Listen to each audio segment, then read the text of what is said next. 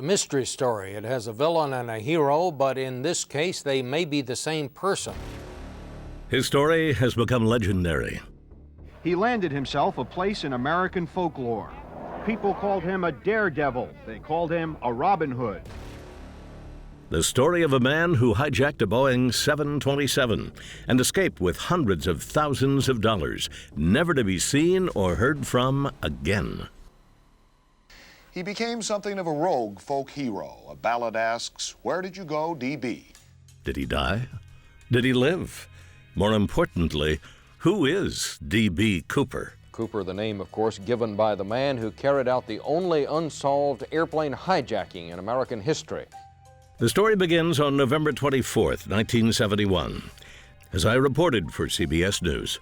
36 passengers got off the jetliner in Seattle last night. Left aboard 4 crew members and the hijacker, dressed in a business suit, demanding $200,000 and carrying a plain briefcase which he told the crew held explosives. With the full ransom collected from Seattle banks and 4 parachutes aboard, the plane headed for Reno. It took 3.5 hours, slow for a jet, but the hijacker had given detailed flight instructions. The rear stairwell was open all the way. It arrived at Reno in shreds. The crew, here being debriefed by the FBI, was told to fly low over Oregon's flatlands with the flaps down. The speed dropped to 200 miles per hour. Somewhere, the hijacker parachuted away with the money. The crew had little to say.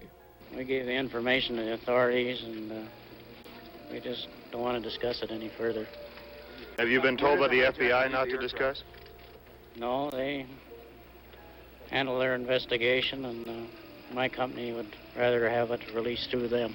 Tina, were you with the rest of the crew during the flight after you left the ground the last time? Yes, I went up to the cockpit. None of you were within sight of the hijacker, right? Police believe he left the 727 in the flatlands of Oregon or Washington, but they are still looking in 4 states, even around the airport. Authorities began their search here, thinking the hijacker may have jumped off at the end of the runway as the plane touched down. But the problem is more complex. A daring parachute escape from a flying 727 somewhere between Reno and Seattle, Washington. A massive manhunt brought no trace of Cooper. He'd seemingly just vanished. The trail was so cold, within a year, local police were hardly even looking for him. At what was a command post for the Cooper search, a lone officer today was back to filing traffic tickets. The composite drawing of the wanted man still around, but no massive searches now. Then, with each passing year, the mystery and legend of D.B. Cooper just kept growing. Marianne Backer produced the Cooper record. Well, I'm sure there are people who really feel that it glorifies D.B. Cooper, but I think D.B. Cooper glorified himself. I mean, there have been a lot of hijackers, but there's only been one D.B. Cooper. You know, the guy that jumps out of a plane with a parachute and completely disappears. And then, you know, apparently writes letters and telling everybody, thank you for the hospitality, and we think you're great. And this just blows everyone's minds. He's a folk hero. T-shirts promote D.B. Cooper, a legendary outlaw, the young who buy them believe, just like Jesse James. 5,000 have been manufactured here. The firm can't keep up with the orders. It would be 1980 before any trace of Cooper showed up. That's when a boy named Brian Ingram found a stack of money along the Columbia River. It was $5,800, all in $20 bills.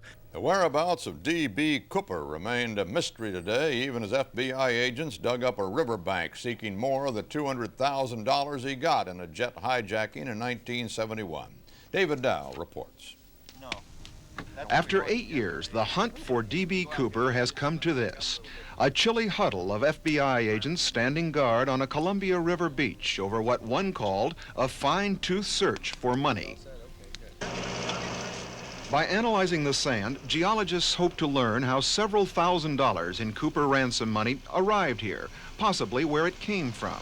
And today, agents continued finding flecks of the bills discovered Sunday by a picnicking family, some buried under 3 feet of sand. They theorized that the money was washed here from a river tributary and buried by storms and dredger tailings.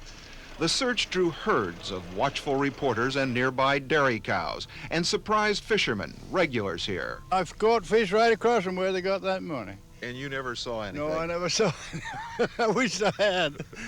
If the discovery of the money has delighted the FBI, it has positively thrilled the people of this tiny community. Ariel, Washington, home of an annual D.B. Cooper celebration and party.